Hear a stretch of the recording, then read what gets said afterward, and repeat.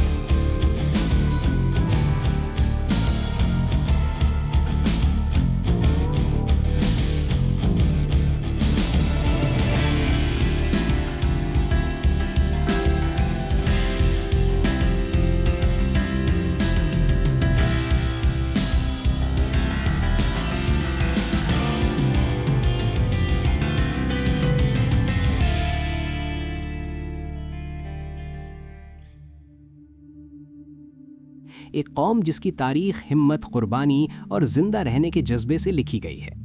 Ukraine की कहानी 1000 साल से भी ज्यादा पुरानी है, जब कीवन रूस यूरोप की सबसे ताकतवर रियासतों में शामिल था। कीव उस दौर में तिजारत, सकाफत और क्रिश्चियनिटी का बड़ा मरकज था, जो पूरे ईस्टर्न यूरोप पर असर रखता था। लेकिन वक्त के साथ मंगोल हमले और अंदरूनी लड़ाइयों ने इस इलाके को कमजोर कर दिया, और फिर बाहरी कुव्वतें इस जमीन पर कब्जा करती चली गईं। सदियों तक यूक्रेनियन ज़मीन मुख्तलिफ एम्पायर्स के कब्जे में रही। Polish, Lithuanian commonwealth, Ottoman empire और बाद में रशियन एम्पायर। इस सब के बावजूद यूक्रेनियन ज़बान, रिवायत और कल्चर गाँव, गीतों और लोगों के दिलों में जिंदा रहा। 20वीं सदी यूक्रेन के लिए बहुत दर्दनाक रही। सोवियत रूल के दौरान होलोडोमोर नाम का कहत आया, जिसमें लाखों लोग भूख से मर गए। ये एक इंसानी कहत था, जो कौम की हिम्मत तोड़ने के लिए पैदा किया गया था। फिर वर्ल्ड वॉर 2 ने मुल्क को मजीद तबाह कर दिया। शहर खाक हो गए और नस्लें जख्मी हो गईं। 1991 में सोवियत यूनियन के टूटने के बाद यूक्रेन ने आखिरकार आज़ादी हासिल की। उम्मीद वापस आई। एक नई कौम ने जन्म लिया जो डेमोक्रेसी, अपनी ज़बान और अपने मुस्तकबिल का खुद फैसला करना चाहती थी।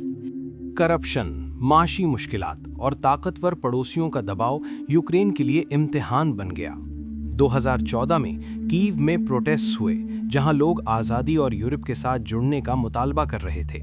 इसके बाद क्राइमिया पर कब्जा हुआ और ईस्टर्न यूक्रेन में जंग शुरू हो गई। फिर आया 2022, वो साल जिसने पूरी दुनिया को हिलाकर रख दिया। पूरी स्केल पर जंग शुरू हुई, शहर तबाह हुए, फैमिलीज अलग हो गईं और लाखों लोग अपने घर छोड़ने पर मजबूर हो गए। लेकिन एक चीज हुई जो किसी ने एक्सपेक्ट नहीं की। यूक्रेन नहीं गिरा। आम लोग वॉलंटियर्स बन गए, आर्टिस्ट्स मेडिक्स बन गए, टीचर्स डिफेंडर्स बन गए। पूरी कौम एक हो गई, सिर्फ जमीन के लिए नहीं, बल्कि अपनी पहचान, आज़ादी और इज्जत के लिए। यूक्रेन की ताकत सिर्फ फौज नहीं थी, उसकी असल ताकत कल्चर थी। गीत, पोइट्री, तारीख और ज़बान रेजिस्टेंस का हथियार बन गए। नीला और पीला झंडा पूरी दुनिया में हिम्मत की निशानी बन गया। आज भी यूक्रेन लड़ रहा है, सिर्फ बैटलफील्ड पर नहीं, बल्कि स्कूल्स, हॉस्पिटल्स और रीबिल्डिंग के जरिए। इस कौम की कहानी अभी मुकम्मल नहीं हुई।